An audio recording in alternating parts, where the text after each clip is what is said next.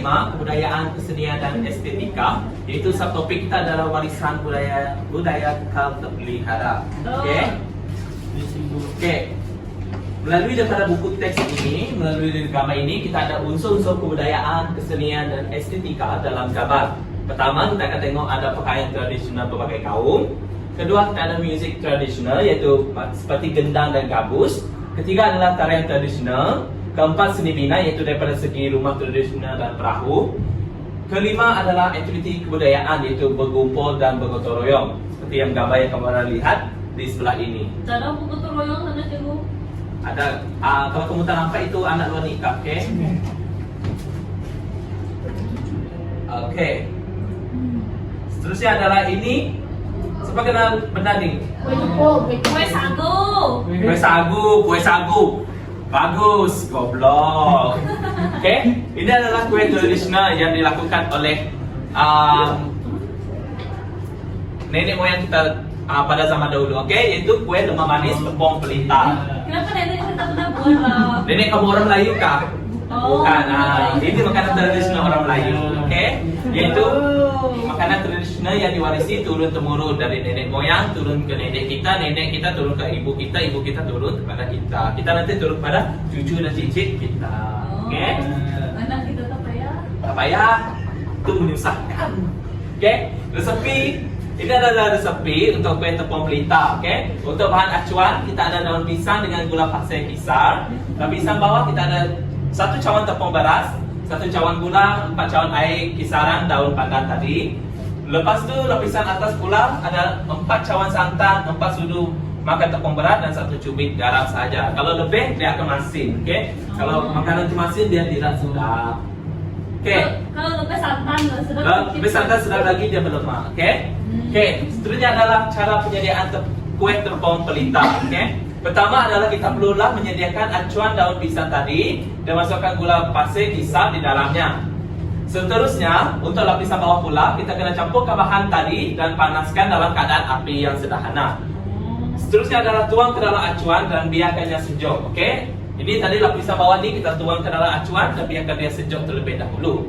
Seterusnya, untuk bahan di lapisan atas tadi tu, sambil kita menyejukkan bahan di bawah lapisan bawah, kita panaskan bahan atasan dia tadi, okey? Yang ada santan apa semua itu tadi, okey? Seterusnya, lepas lapisan bawah tu dah sejuk betul-betul dan nampak dia punya bentuk, barulah kita tuangkan lapisan atas ke atas lapisan bawah tadi dan biarkan kuih tersebut sejuk dan mengeras. Boleh letak di dalam peti ais, okey, untuk mempercepatkan kuih itu untuk ya, betul.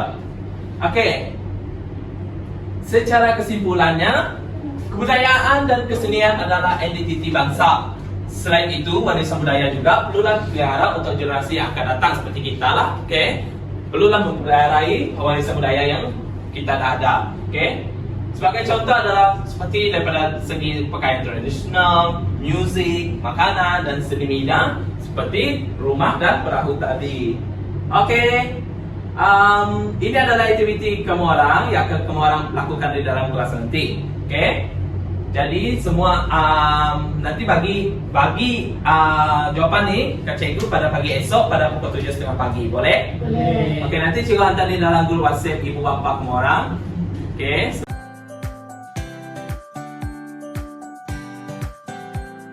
Proses tradisional iaitu yang pertama adalah letak dan peletakan, yang kedua adalah nilai dan terakhir adalah nilai pengajaran. Dan yang terakhir nanti cikgu akan bagi tugasan kepada kamu lah untuk sebagai kerja rumah. Yang pertama adalah watak dan perwatakan. Terdapat 2 watak utama dalam prosa ini. Yang pertama adalah Maharaja Indradewa, iaitu beliau adalah seorang raja di negara Belanta dan beliau juga mempunyai watak seorang yang berhati mulia kerana dia mengarahkan orangnya agar memberikan setangkai buah mangga dan sebiji nangka kepada si miskin. Yang kedua adalah watak Tuan Puteri Ratna Dewi, iaitu isteri Maharaja Indradewa tersebut, yang mempunyai watak seorang yang tabah mengharungi dugaan. Contohnya, dia sanggup hidup dalam kemiskinan bersama suaminya. Seterusnya adalah adalah nilai murni. Cikgu mengutamakan dua nilai murni dalam prosa ini. Yang pertama adalah nilai kasih sayang, iaitu si miskin sanggup pergi ke istana Maharaja Indradewa untuk meminta buah mangga dan buah nangka kerana isterinya mengidam hendak makan buah tersebut. Dan nilai yang kedua adalah nilai ketabahan, iaitu si miskin dan isterinya sabar apabila mereka dihina, diusir, diketawakan dan dilemparkan dengan batu serta kayu oleh orang ramai. Nilai murni khususnya adalah pengajaran.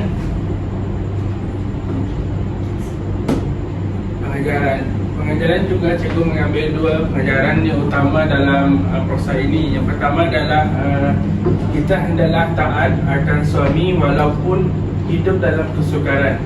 Contoh peristiwa yang menerapkan nilai pengajaran ini adalah isteri si miskin sanggup mengikut suaminya tinggal di dalam hutan dan kawasan pembuangan sampah kerana mereka tiada tempat tinggal. Jadi bermaksud mereka sanggup bersama-sama untuk walaupun menghadapi kesukaran. Seterusnya dengan pengajaran seterusnya adalah kita haruslah mengamalkan sikap belas kasihan terhadap orang lain. Contoh peristiwa adalah para peniaga di pasar berasa kasihan kepada si miskin kerana dan mereka selalu memberikan buah-buahan, juadah, nasi dan kain. Kain yang digunakan adalah untuk jadikan pakaian untuk mereka supaya mereka tidak sejukan apabila malam lah. Seterusnya, okey, boleh faham setakat ni? Boleh cikgu. Sebelum sebenarnya kita akan beralih pada tugasan. Cikgu akan recap semula apa yang perlu ada dalam prosa tradisional ni. Yang pertama adalah watak dan perwatakan. Terdapat dua watak perwatakan, Itu raja dan isterinya. raja dan isterinya. Okey, nilai apa? Nilai kasih sayang, nilai kasih sayang dengan ketaatan. Pengajaran dua apa? Taat dan mengamalkan sikap belas kasihan. Ya, bagus. Kemudian cikgu untuk tugasan, ini tugasan untuk kerja rumah lah. Cikgu nak kamu buat penulisan ringkas berkenaan nilai kasih sayang, iaitu jika kamu ialah watak utama. Watak utama adalah si miskin yang berkaitan si miskin dengan isterinya. Apa kamu lakukan dalam meningkatkan kasih sayang dalam kehidupan seharian? Ya, apa tu penulisan ulasan tu? Penulisan ulasan ni macam kamu dalam satu perenggan ulasan, satu perenggan saja dalam 150 mata perkenaan tu. Cikgu nak kamu, jika kamu menjadi watak utama, apa kamu lakukan? Macam mana kamu cara untuk menerapkan kasih sayang dalam kehidupan seharian? Dan cikgu nak kamu hantar pada esok hari dekat meja cikgu. Sekian, terima kasih.